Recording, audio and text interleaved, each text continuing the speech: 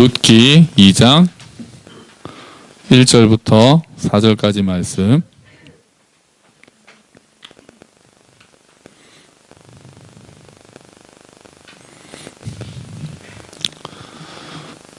다 찾으셨죠? 우리 한 목소리로 읽어보겠습니다. 시작. 나오미의 남편 엘리멜렉의 친족으로 유력한 자가 있으니 그의 이름은 보아스더라. 모압 여인 룻이 나오미에게 이르되 원하건대 내가 밭으로 가서 내가 누구에게 은혜를 입으면 그를 따라서 이삭을 줍겠나이다 하니 나오미가 그에게 이르되 내 따라 갈지어다 하매 룻이 가서 베는 자를 따라 밭에서 이삭을 줍는데 우연히 엘리멜렉의 친족 보아스에게 속한 밭에 이르렀더라. 마침 보아스가 베들레헴에부터 와서 베는 자들에게 이르되 여호와께서 너희와 함께 하시기를 원하노라 하니 그들이 대답하되 여호와께서 당신에게 복 주시기를 원하나이다 하니라. 아멘. 할렐루야. 또 잘 지내셨습니까?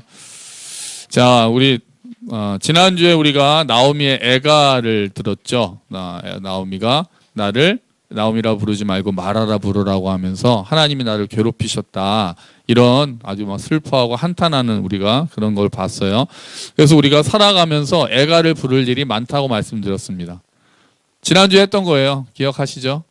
우리가 애가를 부를 일이 많고 그럴 때 그거를 억지로 참거나 하지 말고 하나님 앞에 애가를 쏟아놓는 것이 오히려 하나님께서 우리를 회복시키시는 통로가 될 것이다. 그리고 우리 공동체가 그렇게 슬퍼하면서 힘들어하는 사람들의 이야기를 들어주고 위로하는 공동체가 되어야 되겠다는 말씀을 드렸어요. 그런데 그렇게 하나님을 원망하거나 슬퍼하거나 근데 그렇게 드라마가 어떻게 됐다고요? 드라마는 아직 끝나지 않았다. 우리의 드라마는 아직 끝나지 않았다. 나오미의 드라마가 거기서 1장에서 끝나지 않은 것처럼 4장까지 가야 끝나는 것처럼 우리가 슬퍼하고 힘들어하는 드라마도 끝나지 않았다. 그래서 드라마 중간에 우리 인생을 해석하지 말자고 했어요. 우리 드라마는 아직 계속될 것이고 역전의 하나님께서 우리의 삶을 역전시켜 주실 것이다. 그렇게 우리가 믿고 전능하신 하나님, 샤다이의 하나님을 우리가 더 갈망하고 간구하고 외치자. 우리가 그렇게 지난주에 보았습니다. 자, 오늘 말씀은 다시 이제 룻과 나오미로 오기 전에 다시 룻과 나오미 이야기를 하기 전에 남자 주인공이 등장합니다. 1절에 보니까 남자 주인공이 등장하는데 그의 이름이 뭡니까? 보아스 봤습니다. 보아스. 자, 보아스는 어떤 사람입니까? 보아스는 크게 두 가지로 나옵니다. 하나는 자, 나오미의 남편 다음에 엘리멜렉의 친족이다 라고 나왔어요. 엘리멜렉의 친족. 나오미의 남편 엘리멜렉의 친족. 보아스의 첫 번째는 나오미의 남편 엘리멜렉의 친족입니다. 엘리멜렉의 친족이라는 것은 이제 앞으로 나오미를 도와줘야 될 책임이 있는 자다라는 게 드러나는 거예요. 엘리멜렉의 친족은 이제 앞으로 엘리멜렉의 집안을 책임질 것이라는 것을 슬쩍 보여주는 그런 말씀입니다. 그리고 또 하나 뭐라고 돼 있어요? 두 번째는 어떤 사람이에요? 나오미래요. 보아스는요? 유력한 자다. 보아스는 유력한 자다. 유력하다는 게 무슨 뜻일까요? 유력하다. 유력하다. 여기서는 권력이 있다. 또는 힘이 세다. 또는 돈이 많다. 거기에 더해서 성품이 좋다는 것도 유력하다에 들어갑니다. 유력하다라는 단어가 그렇게 굉장히 넓게 쓰여요. 보아스는 그걸 또 다 가진 사람으로 보여요. 나중에 보면은 돈도 부자이고 또 이제 아주 성품도 좋고 그렇죠. 이만한 남편감이 없을 정도로. 근데 하나 보아스는 나이는 굉장히 많았던 걸로 보통 생각을 합니다. 한 50이 넘지 않았을까라고 그렇게 생각을 합니다. 자, 이렇게 사람인데 보아스가 앞으로 이제 큰 일을 할 거예요. 또 보아스는 어떤 사람입니까? 보아스는 보니까 하나님을 경외하고 사람을 사랑하는 사람으로 보여요. 아니, 왜냐하면 우리가 4절에 읽었잖아요. 보아스가 베들레헴부터 와서 이르되 베는 자들에게 이르되 여호와께서 너희와 함께 하시기를 원하노라. 보아스는 자기의 일꾼들에게 하나님이 너희와 함께 하시기를 원한다라고 인사말을 하는 사람이었어요. 그랬더니 사람들은 또 보아스에게 여호와께서 복 주시기를 원합니다. 이렇게 이제 다시 화답을 하죠. 그러니까 보아스와 일꾼들은 서로 관계가 좋은 거예요. 그러니까 사람을 인격적으로 대하는 그런 좋은 사장님이 되셔야 돼요. 좋은 사장님. 그런 직원을 인격적으로 대하는, 그리고 하나님을 경외하는, 여호와께서 너희와 함께 하시기를 원하노라, 이렇게 얘기하는, 우리가 좋은 관계를 맺고 있는 그런 사람인 것 같습니다. 보아스는 아주 훌륭한 사람이에요. 자, 여기까지 남자 주인공을 소개를 한 다음에 1절에 남자 주인공을 소개하고 4절에 보아스가 나타난 것을 이야기한 다음에, 그리고 나서 룻과 나오미의 상태로 다시 카메라가 돌아갑니다. 쫙 나오는 거예요. 그러니까 이게 드라마라고 하면은 딱 시작하자마자 보아스를 보여주고 다시 한편 룻과 나오미는 이렇게 보여주는 거예요. 자, 룻과 나오미는 지금 베들레헴에 도착했을 때, 지금 베들레헴은 뭐 할 때라고 지난주에 말씀드렸나요? 뭐 할 때였습니까? 보리 추수할 때였습니다. 추수할 때. 그러니까 분위기가 어떻겠어요? 추수할 때니까 좋죠. 분위기가 아주 그냥 풍성하고, 흉년이 아니라 풍성하고 좋은 분위기로 가득 차 있을 때가 베들레헴입니다. 그런데 거기에 열애된 사람 룻과 나오미는 그렇지 않았어요. 룻과 나오미는 자식도 없었죠. 남편도 없었죠. 지금 시어머니하고 홀어머니인 시어머니죠. 또 혼자 된 과부하고는 이제 그 룻하고 며느리하고 두 사람이 지금 그냥 막 돌아왔으니까 뭐 농사를 지었겠습니까? 아무것도 먹을 것도 없는 상황이에요. 자, 우리가 하나님께로 돌아가자가 뭐였어요? 뭐 하자? 슈브하자였잖아요. 하나님께로 회개하고 돌아간다고 해서 모든 문제가 한순간에 해결되지는 않을 수 있습니다. 그것도 우리가 기억해야 돼요. 모든 것이 한 번에 다 해결되지는 않을 수 있어요. 우리가 누가복음에서 본 둘째 아들의 경우는 아버지께로 돌아오자마자 아버지께서 다 회복시켜 주셨는데요. 어떨 때는 하나님의 때가 또 있는 거예요. 그래서 우리가 하나님께로 돌아서고 때를 기다려야 될 때가 많아요. 이런 게 좀 어려울 때가 있어요. 우린 기다리는 걸 잘 못하잖아요. 우리가 회개만 하면은 모든 게 다 그냥 회복돼야 된다고 생각할 수 있는데 그러지 않을 때도 있는 거예요. 그럴 때는 우리가 잘못 돌아온 게 아니에요. 잠잠히 때를 기다려야 될 때가 있는 거죠. 룻과 나오미도 아직 해야 될 일이 있고 아직 만나야 될 사람이 있고 기다려야 될 때가 있는 것입니다. 자, 이제 룻이 나오미에게 이야기합니다. 먹고 살 게 없으니까 내가 밭으로 가서 이삭을 줍겠습니다 라고 이야기를 합니다. 밭은 지금 막 추수하고 있을 때거든요. 근데 거기 가서 내가 이삭을 줍겠습니다 라고 이야기를 하는 거예요. 거기는 어떤 율법이 그 근처에 자리 잡고 있었습니다. 주보를 보시죠.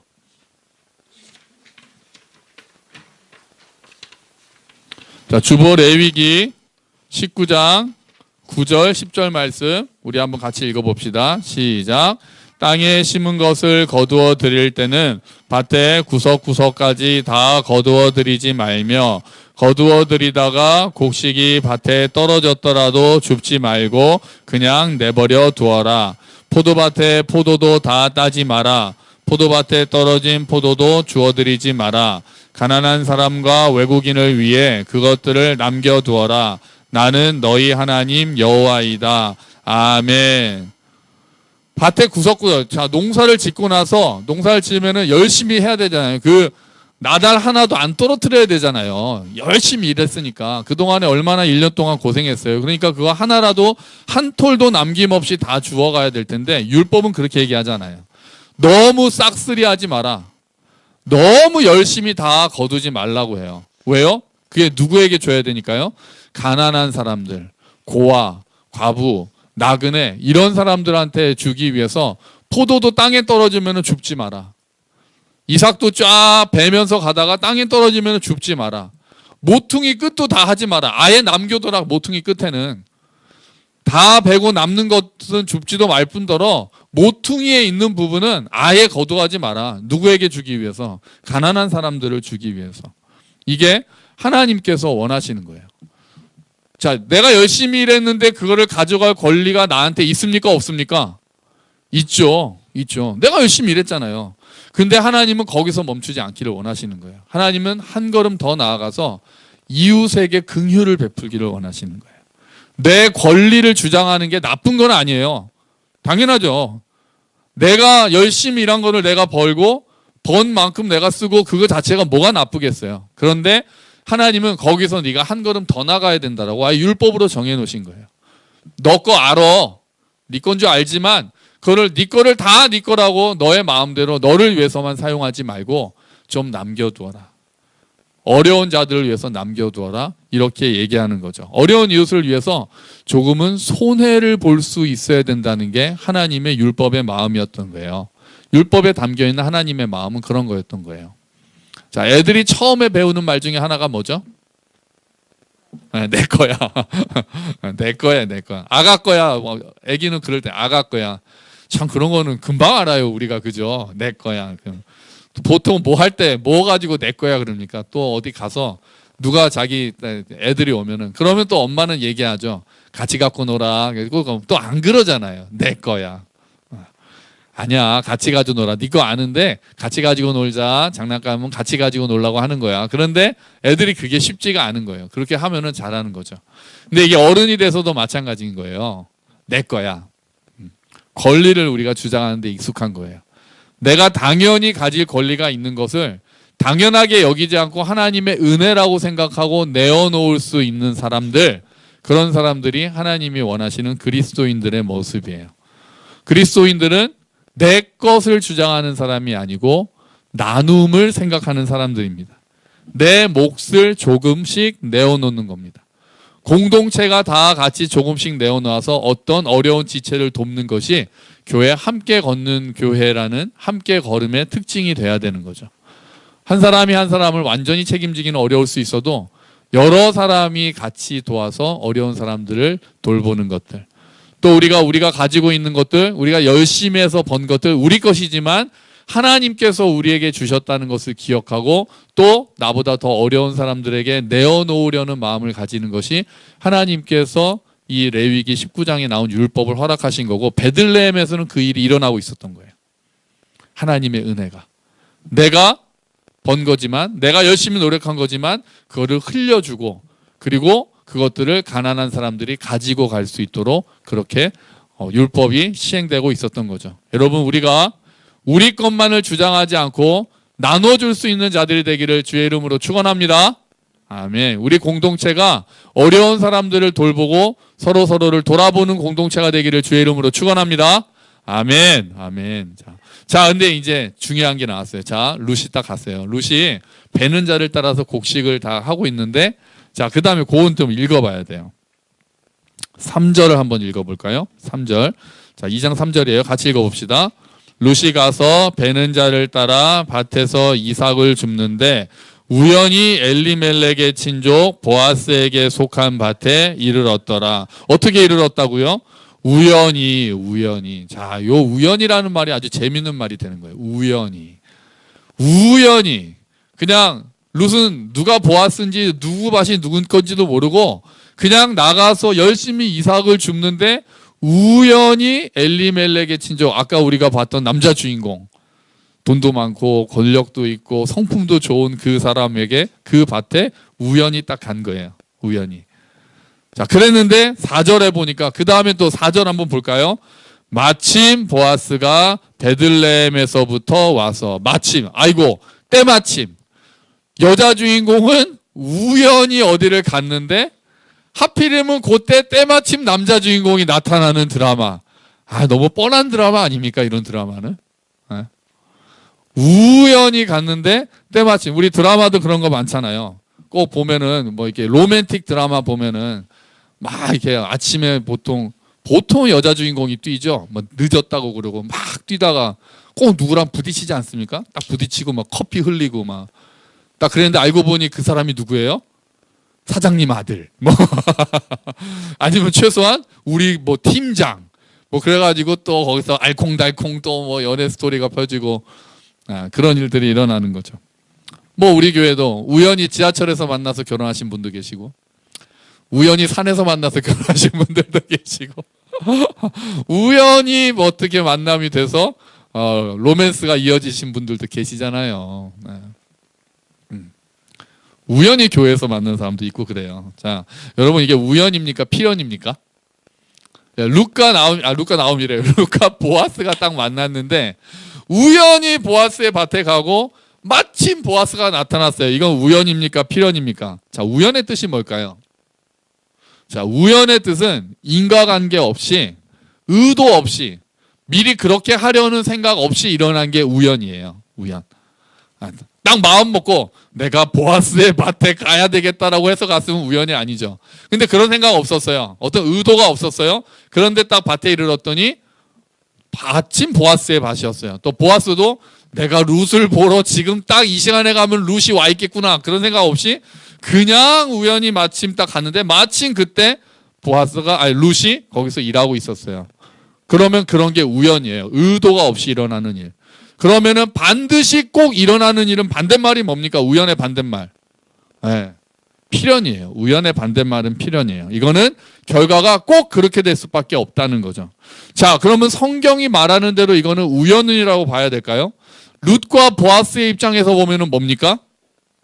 룻과 보아스의 입장에서 볼 때는 우연입니까? 필연입니까? 우연이에요. 우연. 룻과 보아스의 입장은. 룻도 우연히 갔잖아요. 그렇죠? 룻은 우연히 갔잖아요. 그리고 보아스도 마침 왔잖아요. 그러니까 룻과 보아스가 볼 때는 우연히 일어난 일이었어요. 아무런 의도가 없었으니까요.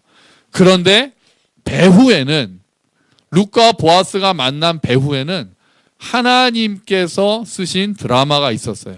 하나님의 의도가 있었어요. 룻과 보아스를 만나게 하시려는 하나님의 의도가 있었어요.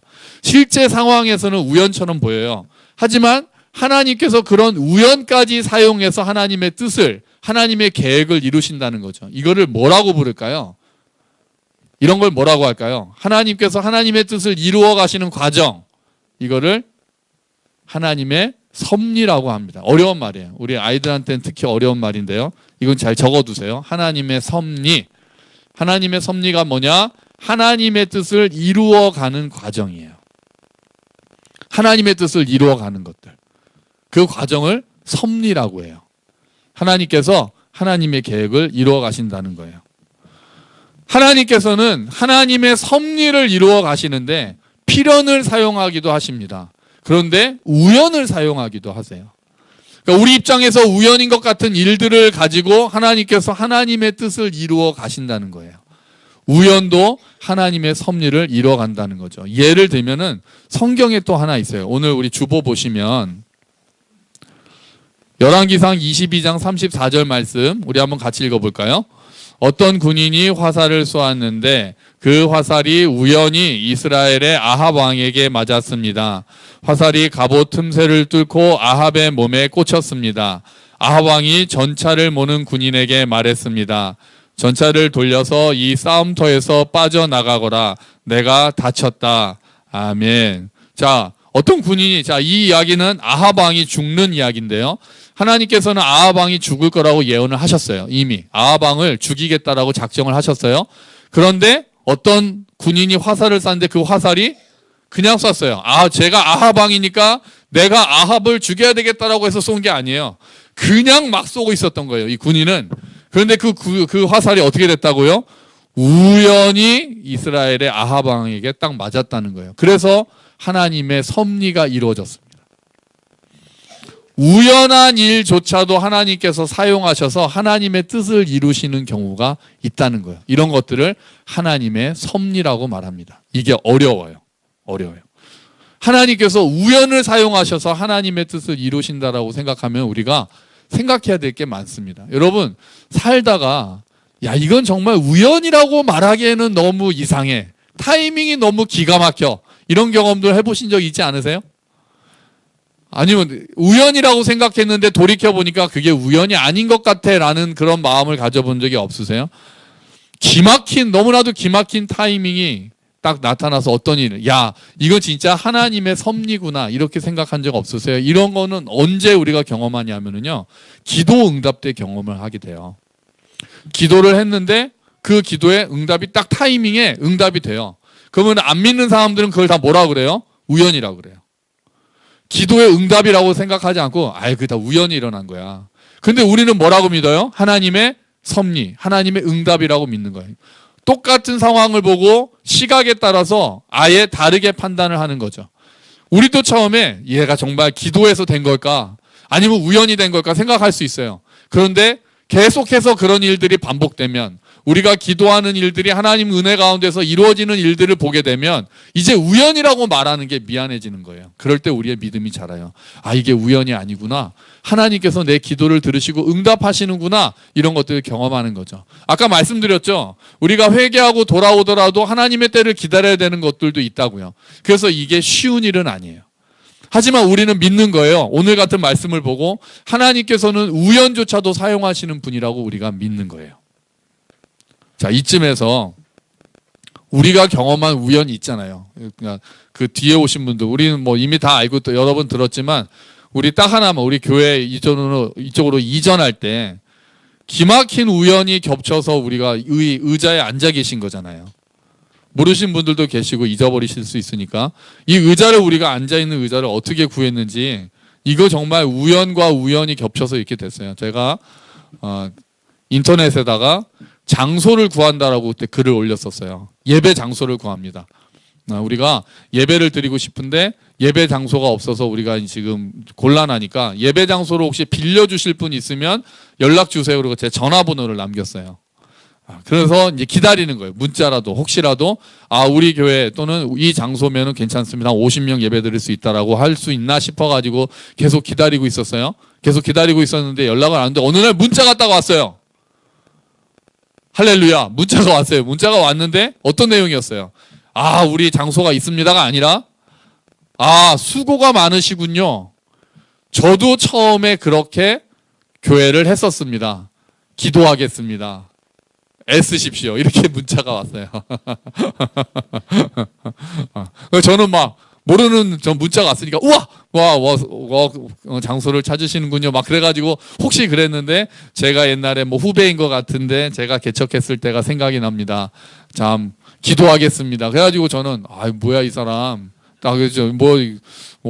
그래도 어떻게 보면은 그래도 어떻게 보면 오지랖이잖아요.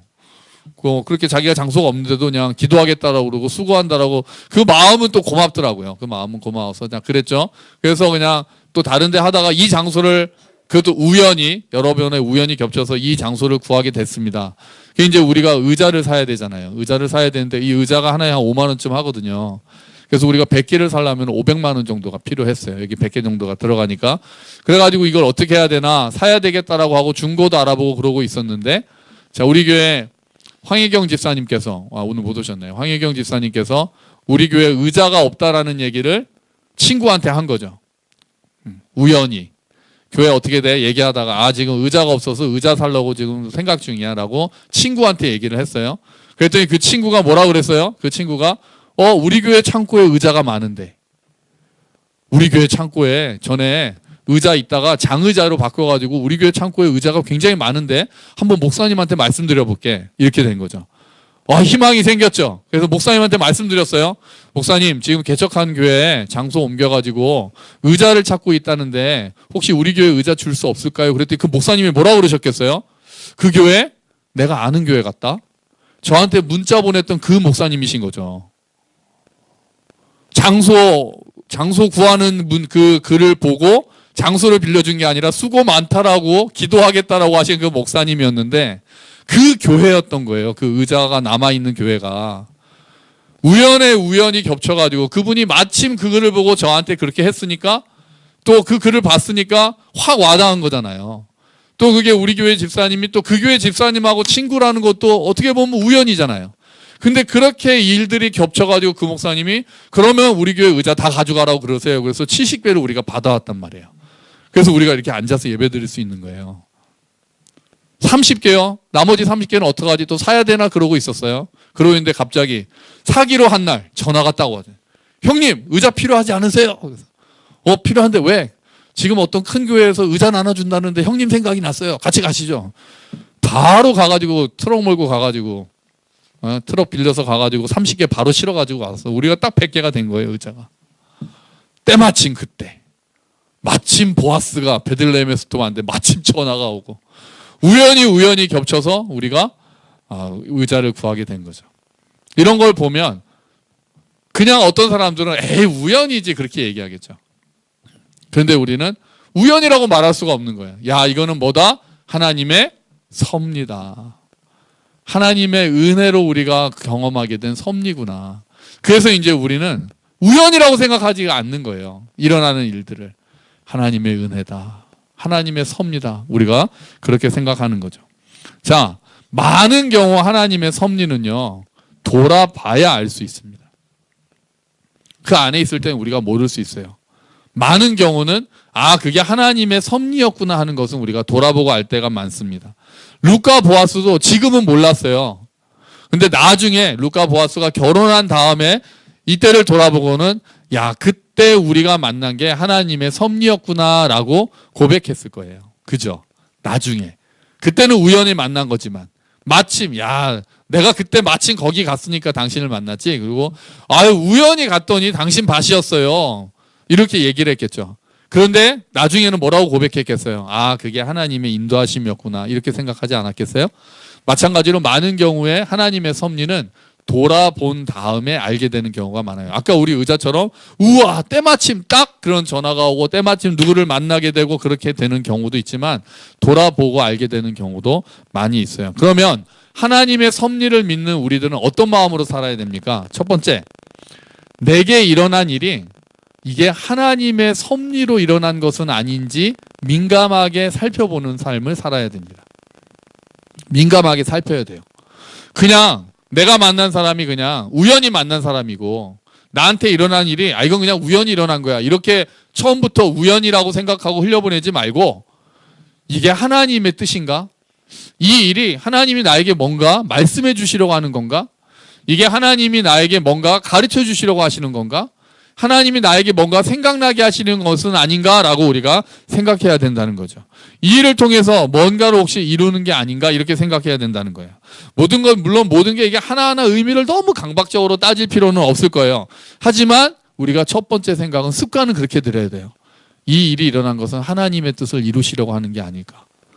자녀들에게 어떤 일이 일어난다거나 자녀들 학교에서 어떤 일이 일어난다거나 할 때 우리가 즉각적으로 반응하기보다 우리가 즉각적으로 화를 내고 즉각적으로 또 기뻐하고 슬퍼하고 특히 좋지 않은 일이 일어난다 할지라도 우리가 먼저는 하나님 이것을 통해서 제가 뭔가 깨닫기를 원하십니까?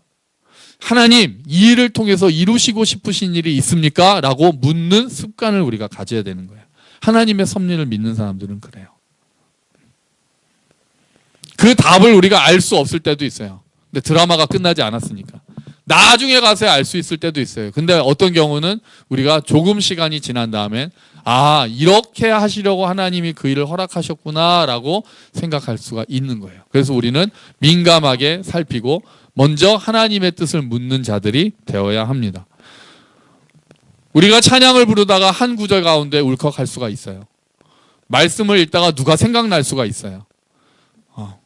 우리가 뭔가를 보면서 그 어떤 한 구절이 내 마음에 꽂힐 때가 있어요. 그게 다 우연이겠어요? 그렇지 않아요. 그게 하나님의 사인일 수가 있는 거예요. 그래서 우리가 생각하는 거예요. 이게 하나님의 사인은 아닐까. 그런 일들이 필요합니다.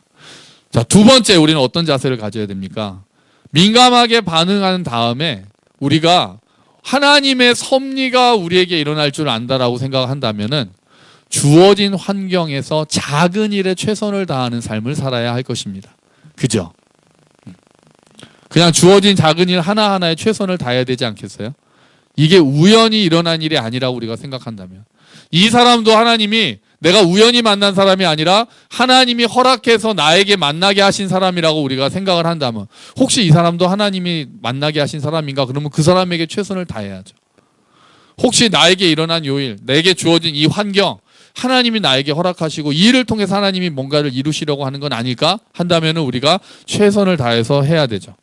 지금 내가 처해 있는 환경이 하나님께서 하나님의 뜻을 이루시는 섭리의 환경일 수 있다는 거예요. 이삭 줍기로 나가는 것을 두려워하면 안 되는 거예요. 이삭 줍는 자리를 무시하면 안 되는 거예요. 룻에게는 그 이삭 줍는 자리가 보아스를 만나는 하나님의 은혜의 통로였단 말이에요. 아무리 사소한 일이고 비참해 보이는 일일지라도 어쩌면 하나님께서 그 일을 통해서 우리에게 뭔가 이루시려고 하실지도 몰라요. 그래서 우리는 겸손하게 우리에게 주어진 환경에 최선을 다하는 삶을 살아야 하는 것입니다. 룻을 보세요. 룻은 지금 헤세드의 마음으로 이삭을 주우러 나왔잖아요. 하나님의 섭리를 믿는다고 어차피 하나님이 다 알아서 하실 것이지 그러지 않아요. 룻은 지금 이삭 줍기의 자리에 나왔어요. 그리고 7절에 보면 아침부터 지금까지 계속 일하고 있다고 했어요. 작은 일에 최선을 다하고 헤세드의 마음으로 일하는 룻에게 하나님이 보아스의 밭으로 보내시는 우연을 허락하신 거예요. 그래서 우리도 내 앞에 주어진 작은 일에 최선을 다해야만 합니다. 우연 딱 그러면 우리가 생각나는 노래가 있죠. 만남. 우리 만남은 뭐가 아니에요? 우연이 아니야. 그것은 우리의 뭐였어요? 바램이었어요. 그것은 우리의 바램이었어요. 이제 우리는 이 가사를 바꿔서 불러야죠. 우리 만남은 우연이 아니야. 그것은 뭐였어요? 하나님의 섭리였어. 찬양도 되겠네요. 그죠? 여러분, 우리가 이 자리에 앉아서 예배 드리는 게 우연입니까? 우리가 서로 만난 게 다 우연이에요? 그냥 우연히 지나가다가 교회에 왔으면 그냥 우연입니까? 아니에요. 하나님께서 우리를 만나게 하셨고 한 교회를 이끌게 하셨어요. 오늘 우리가 예배드리러 이 자리에 나온 게 그냥 우연입니까? 아닐 수 있어요. 하나님께서 이 자리로 인도하셔서 듣게 만드시고 싶으신 말씀이 있고 부르게 하고 싶으신 찬양이 있을 수 있는 거예요. 오늘 소그룹을 통해서 혹시 내 속에 있는 뭔가가 건드려질 수 있는 거예요. 지체의 말 한마디를 통해서 내가 회복되고 위로받을 수 있고 설교 말씀을 통해서 찬양 한 구절을 통해서 우리가 어쩌면 회복될 수 있는 거예요. 우리에게 하나님의 섭리가 일어나고 있는 겁니다. 하나님께서는 때로는 우리의 계획과 의도를 사용해서 하나님의 일을 이루시기도 하고 때로는 우연을 사용하세요. 때로는 필연을 사용하시고 때로는 우연을 사용하셔서 하나님의 섭리를 이루어 가십니다. 그리고 하나님께서는 어떻게 하십니까? 주보의 로마서 8장 28절 지난주에도 읽었던 말씀인데요. 같이 읽어보겠습니다.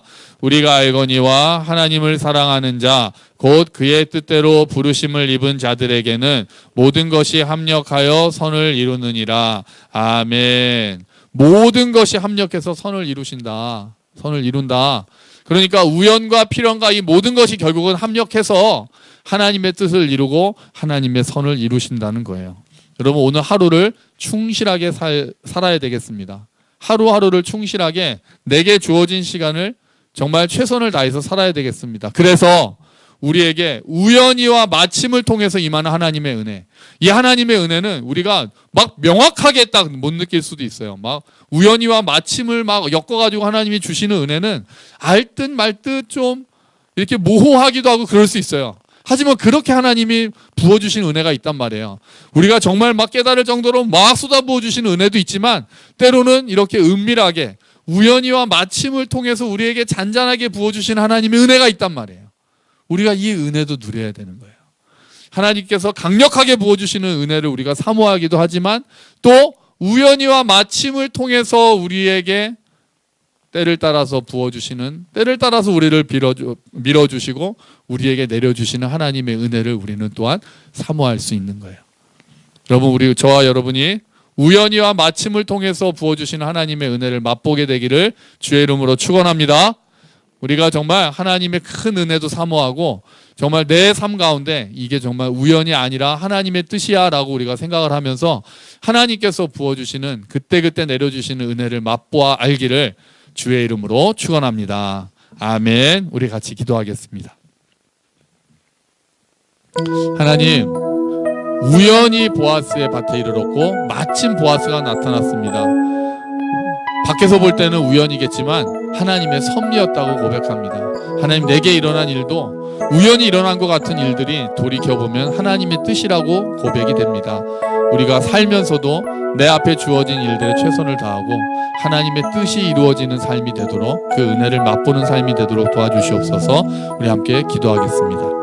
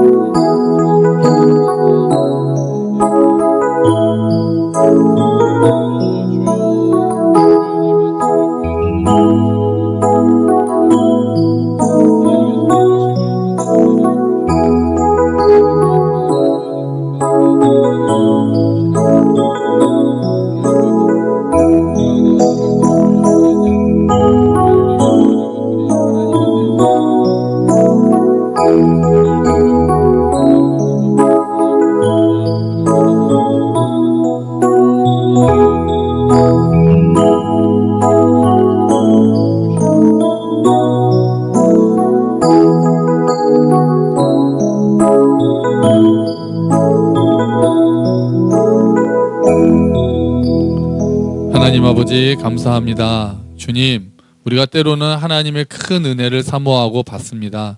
그런데 많은 경우 우연을 통해서 하나님의 뜻이 이루어진다는 것도 압니다. 하나님, 우리에게 일어난 일들이 어쩔 때는 우연이라고 생각되지만 사실은 그것이 다 하나님의 뜻이었음을 고백할 때가 많습니다. 하나님, 우연과 마침을 통해서 우리에게 베푸신 하나님의 은혜를 우리가 맛보아할 수 있도록 도와주시옵소서.